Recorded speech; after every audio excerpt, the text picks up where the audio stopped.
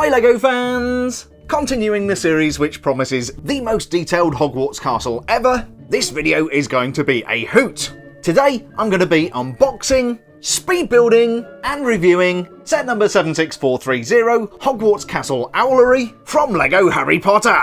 Recreating a sweet but awkward scene from Harry Potter and the Goblet of Fire, this 364-piece set retails for 40 Great British pounds, 45 of those European Euro things, or 45 of Uncle Sam's greenbacks. Quite pricey, but the set does include 3 debatably exclusive minifigures. We've got Harry Potter rocking inexplicably long hair because he's worth it, Cho Chang wrapped up against the weather with a new dark blue coloured scarf, and squib caretaker Argus Filch who seems to be missing his sidekick Mrs. Norris. The Owlery itself is a decent recreation of the building set on a rocky outcrop which we see in the 4th movie. It also contains, if I counted correctly, no less than 6 different LEGO owls. Owls are pretty scary. Can you imagine going hiking, taking the wrong direction, and ending up stuck in a hole in the fog with an owl? Let me know in the comments if you can figure out the Harry Potter connection there, but you'll have to be fast.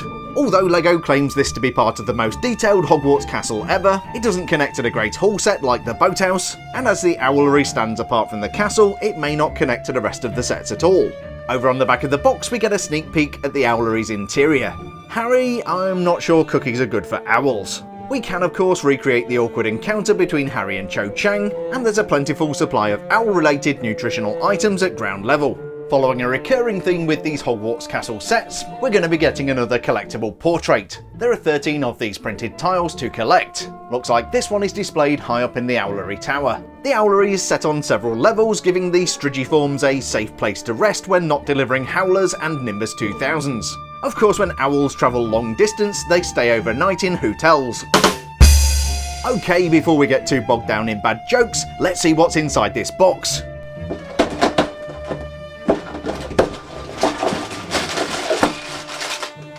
Here's everything we get inside the box.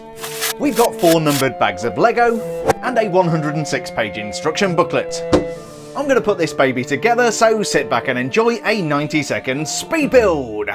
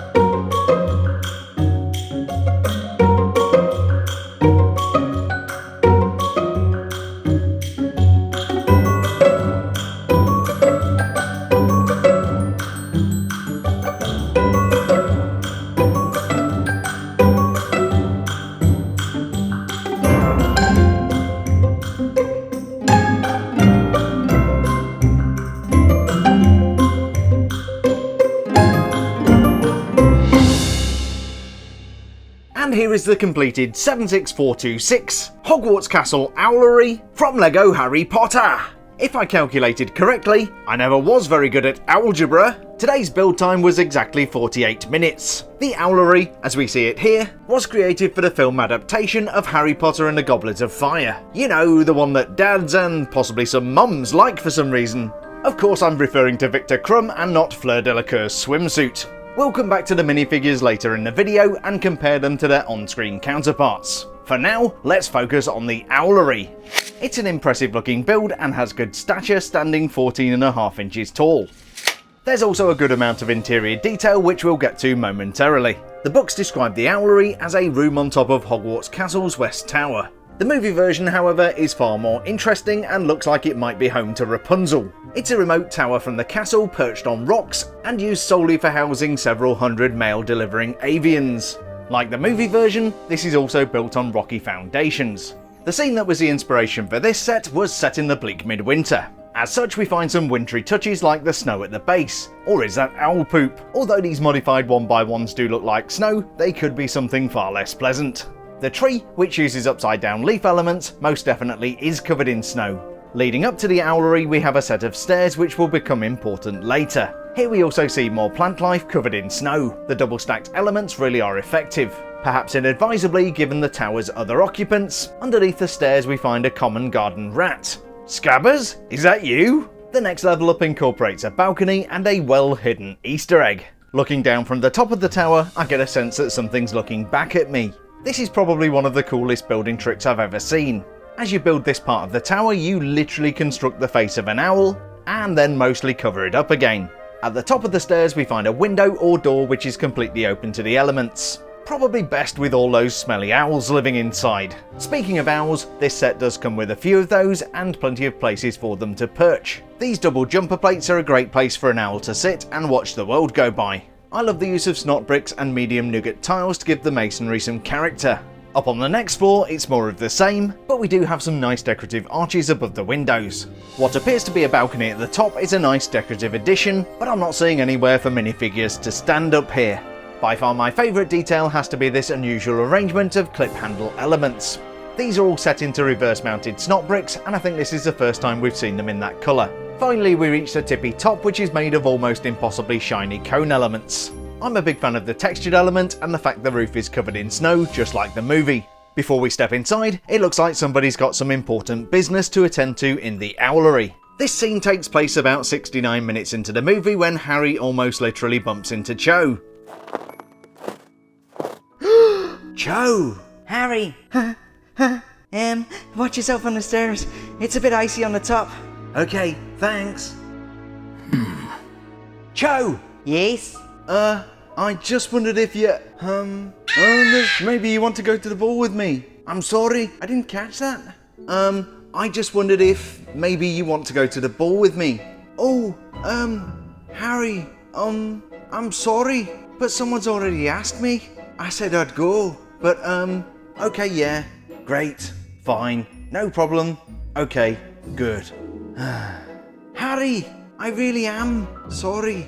The Owlery, being a very tall tower, provides accommodation on 5 levels. As well as stairs leading up to the front door, there are also stairs leading down into the basement. These are watched over by a rather sinister looking Lego spider. The basement is mostly used for the storage of owl paraphernalia. These include a really nice printed brick which identifies itself as Elop's Premium Owl Treats.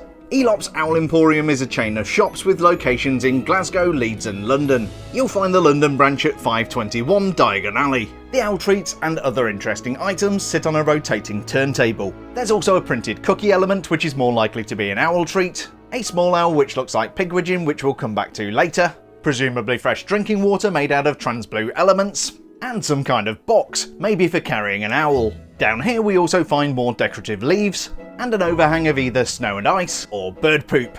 It's a good looking part of the build and I like that LEGO included some decorative arches. Up on the next level we find the entranceway used by students and staff. Here we find a magnificent statue of an owl in flight. The next 2 levels are mainly used for owls to roost. Why hello there! I like the modified 1x1 plates used for decorative detail. Here we're reminded of the true purpose of the owls. We have a couple of these printed 1x2 tiles which are of course letters. The final level before we get to the roof space provides roosting for at least 2 more owls. We'll come back to these avian beauties in just a moment. Neatly hidden away inside the roof we have space for 1 more owl. This one looks particularly pleased with itself. Not that owls need help finding their way around in the dark, we do have a couple of decorative LEGO lamps. Keeping watch over our avian friend, we have our collectible portrait. The one included in the set is completely random, but I believe this is Maud Montague. I'm definitely warming towards these collectible portraits, but finding all 13 is going to get expensive. Maybe I'll find a few more in my latest haul. As you'd expect with an Owlery, we have a fine selection of fancy feathered friends. Some of these have never been seen before and are currently exclusive to the set. In its unprinted form, this is technically not an owl, but an owl statue. You'll find a pearl gold version in 76422, Diagon Alley, Weasley's Wizard Wheezes, and 76389, Hogwarts Chamber of Secrets. This reddish brown owl with tan chest should be fairly familiar. It's been around for quite a while and appears in 16 sets, not just Harry Potter. This special lady with outstretched wings and yellow eyes should need no introduction. She is of course Harry Potter's snowy owl, Hedwig, a name Harry found in A History of Magic. This beautiful bird has appeared in no less than 7 sets to date. This diminutive little owl is new and currently exclusive to the set. I believe we finally have our reference version of Pigwidgeon. Pigwidgeon, otherwise known as Pig or Piggy, was gifted to Ron by Sirius Black after Scabbers turned out to be a middle-aged man. Pigwidgeon is a miniature Scops owl and despite being very enthusiastic, is relatively incompetent at handling mail. This next owl in the tan colourway uses a familiar mould. Notice it's the same as the reddish-brown owl we saw a moment ago. Come to think of it, the statue does look a bit familiar also. This would appear to be a barn owl which is native to Great Britain and I'm sure some other European countries. They're so called because they like to live in barns on farms. I've seen plenty of misprints in my time, but this looks absolutely flawless. Finally, we have another new kid on the block.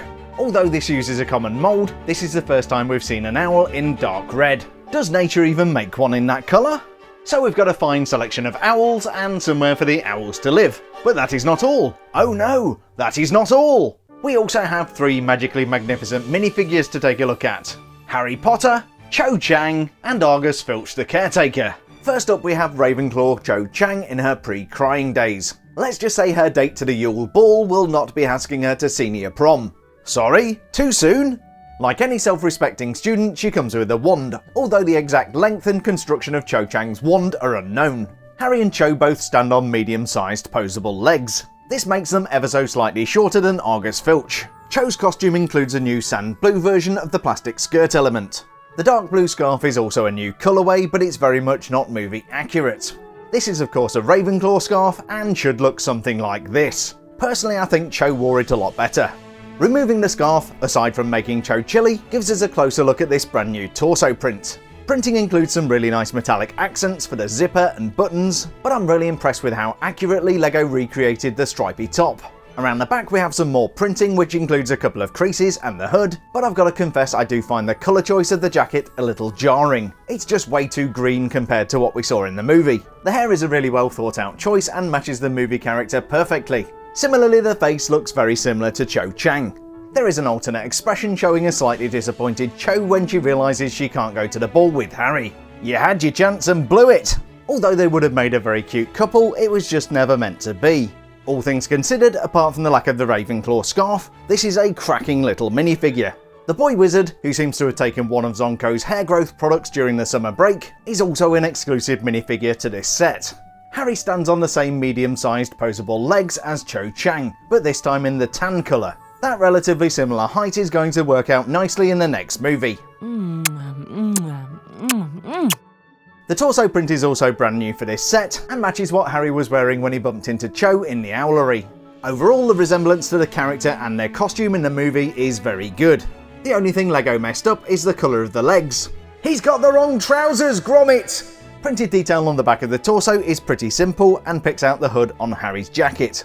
In their attempt to match the hairstyle that Harry only had in this movie, LEGO went for quite a generic hairpiece in black. You may recognise the tan version from Ninjago's Lloyd. The facial expression is very common and has been used in 28 Harry Potter sets to date. It shows a rather unsure looking Harry, who turns into quite an upset looking Harry. Of course, Harry Potter wouldn't be Harry Potter without whipping out his wand. Go on, give it a wave! Harry's wand, procured from Ollivander's, was of course nice and supple, 11 inches long, made of holly, and had a phoenix feather core. Although we've seen countless dozens of Harry Potter minifigures in the past, it's always great to have a different variation so we can recreate new scenes from the movies. Finally for this set we have Hogwarts Caretaker and wedding host you should never accept an invitation from, Argus Filch. Unlike Harry Potter, LEGO to date has only made 4 Filch minifigures and a statuette which appeared in the 71043 Hogwarts Castle in 2018. The printing on this reddish-brown minifigure is, if I'm honest, not the best representation of the character's costume in the movie. Although exclusive, we don't have any new parts, and the minifigure is almost the same as the one we got in 76402, Dumbledore's office. The only unique feature is that LEGO didn't bother to print his legs this time. The torso, which is nicely printed, including a metallic belt buckle, has been used before. The printing around the back reveals just how threadbare Filch's clothes are. It's like he couldn't use a little magic to repair them or something. Filch, born sometime before 1951, was actually a squib. That's wizard speak for somebody with magical parents who hasn't acquired magical powers themselves. Other squibs in the wizarding world include Arabella Fig, who was sent to watch over Harry in Little Whinging. Being non-magical, Filch's parents didn't bother to buy him a wand, but he does have a very fine sweeping broom. As well as a creepy smile and a lot of stubble, Filch does have a much more quizzical facial expression. He also has a rather interesting hairpiece which incorporates his bald head and long hair at the sides. Unfortunately, this is a painted part and not dual moulded. The delineation between hair and flesh is just a little bit sketchy. Overall, it's a decent recreation of Mr. Filch, just not the best one that LEGO have put out to date. Out of all of the 3 minifigures, I would rate Cho Chang as my favourite, followed by Harry Potter, and then finally Argus Filch. I don't remember Mr. Filch skulking around the Owlery in this particular movie, but I'm sure in one of them he was intercepting letters. Maybe he was expecting something from Quickspell. So that was my complete rundown of the 76430 Owlery set from LEGO Harry Potter.